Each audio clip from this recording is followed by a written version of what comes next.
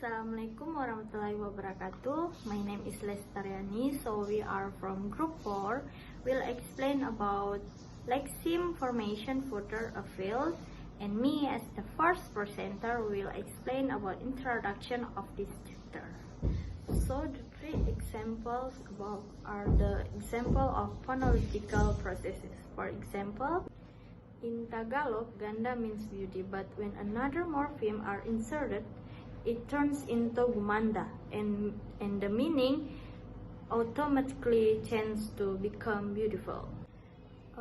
Another example is the change in vowels in Manchu from haha, man, to the hehe, woman, which automatically also changes the meaning of the words. This proves how the phonological process can influence the form of the words. In this chapter, we will expand our horizon by surveying a number of morphological processes that we have not yet encountered. Different kinds of affixes: internal stem change to consonant and vowel, reduplication, and templatic morphology. Okay, I will continue explaining about affixes. Affixes is word element that is added as a prefix, suffix, and infix in the word root, used to form new words. Affix generally divided into three types. First type is affixes that are located before the root are called prefixes. Second, affixes is located after the root is called suffix, and the last affix which is located in the root is called infix.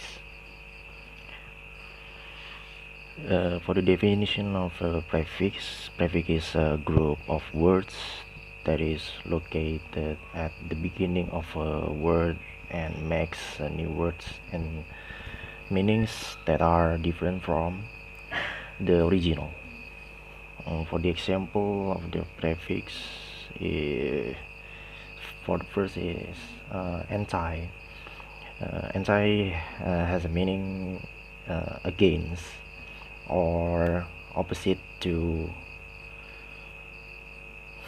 For the example of anti is anti-war, anti-racist, anti-climax, and etc. Next is auto. Auto has a meaning self, like for the example is autobiography, autofocus, and automobile. Next prefix example is extra. It has a meaning beyond. For the example is extraordinary, extraterrestrial, and etc. Next is the example is pre. Pre has a meaning before. For the example of pre is prehistoric, pre-war, pre-recording, and etc. And the last is mid. Mid has a meaning middle. For example, midway, midnight, mid-October, and midsummer. Okay, for the next part is suffix. Suffix is a word or group of words located at the end of a word and forms new words and meanings that are different from the original word. When a word is given by suffix, the word will change in a word class, and also suffix sometimes changes the spelling of a word. For the example, suffix that change the spelling is beauty and duty plus full is become beautiful and dutiful. Y changes into I. And the next word is able and possible plus id. Suffix is full and et. Able and possible plus et is become ability and possibility. Word lay change into ill. And also suffix, for the example, suffix changing a word class into a noun by adding suffix to the word. This is the example of suffix change the word class into the noun. Age, we have this the example of a suffix that changing the word class into a noun by adding suffixes to the word.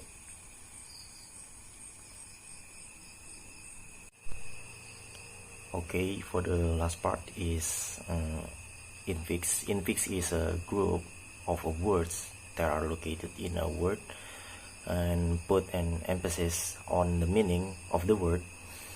Infix also usually used in informal situation. Infix is inserted before the syllable receives the most pressure and cannot be entered anywhere else in the word. For the example, word infix is like the infix is as like passers-by, mothers-in-law, sons-in-law, cups full, and also fantastic, and the last is absolutely. Maybe that's all that I can explaining to you about the part of affix. Actually, there are another part of affix like circumfix and suprafix. And that's all for this video. Thank you for watching and have a nice day. In here I will continue the explanation from my part, and my part talking about the internal stem chain. What is the internal stem chain? It means a morphological process that alter a word's internal structure, such as a chain can affect a vowel quality or otherwise alter the shape of the word. So you can open your book, and in here there is a material 79 page. Okay, the first is a vowel chain, ablaut and umlaut. You should know ablaut is a linguistic phenomenon in which a vowel in a word can change value and meaning. For example, verb that change, like sing, sang, sung. It's tenggelam, but used in a different time. And while umlaut, it means from German sound, it means alteration. Is a sound change in which a vowel is pronounced more like a vowing vowel or semi-vowel. This one, way the language might change is that the vowels get be drawn closer together. And this book also there is example some word where internal vowel change. It's according Manchu. You can see ha ha ha man, he he he woman. It means formed by the back vowels becomes front vowels. And then according Muskege, actually verb stem according Muskege have 5 stem class, but in here only 3 are explained. It's a stem class 1, nis. Can see stem class 1, nis. It means have short vowel and special tonal accent. And the second is stem class 3, knees. Knees. It means have long vowels and a vowel tonal accent. And the last is stem class 4, knees. Knees. It means have long vowel and no special accent. And then talking about consonant mutation. What is the consonant mutation? It means is change in a consonant in a word according to its morphological or synthetic environment. And you can open your book in 80 page. There is example according the Chemehuevi. Punikai becomes nafunik. It means a form prefixing na and changing the initial stop consonant of the root to a voice continued, like voice P becomes V. So punikai becomes nafunika. You just add a and na in front basic word, and you can change P becomes V. Punikai becomes nafunika. I think enough for me. The next part will explanation. Okay, Bismillahirrahmanirrahim. I am Faisal Adiputra. As the last presenter of this presentation, we'll continue the material by my friend that was about consonant mutation, and I will give you a new explanation of the new subchapter 5.4. It's about reduplication. Okay, reduplication. Do you ever heard the word of reduplication? I believe that we often use this term of reduplication. I mean the example of reduplication, like 50-50, like mumbo jumbo and focus pocus, like that. Okay, I believe that we often use this term of the reduplication. Okay, I'ma tell you the definition of reduplication. The definition of reduplication is a process of forming a new word. Is a process of forming a new word by doubling a morpheme. Just in case, I would like to make sure that you guys still remembered the morpheme. Morpheme is the smallest meaningful unit in a language, so its morpheme has a meaning. Okay, we continue the explanation about reduplication.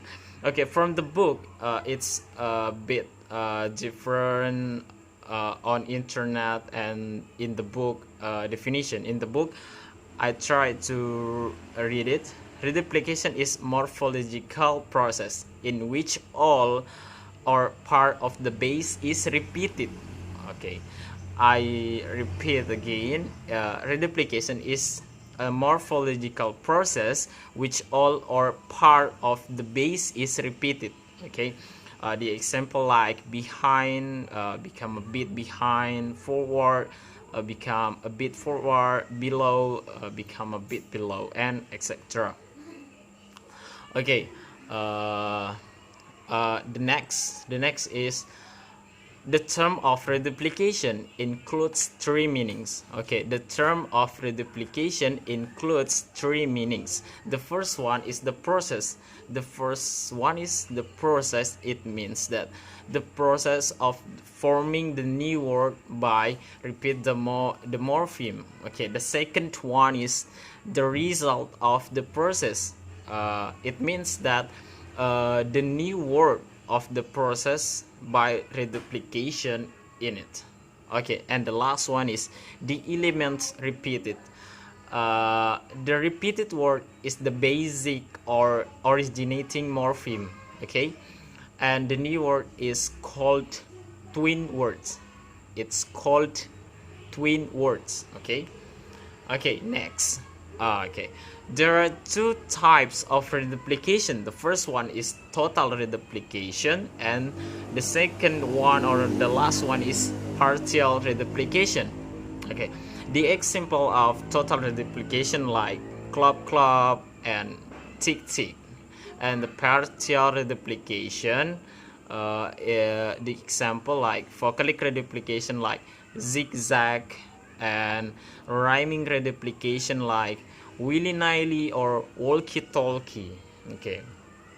Okay, the next, the twin words, like I said before, there are two kinds of the twin words. The first one is just change the vowels, the vowel, like ding dong, tip top.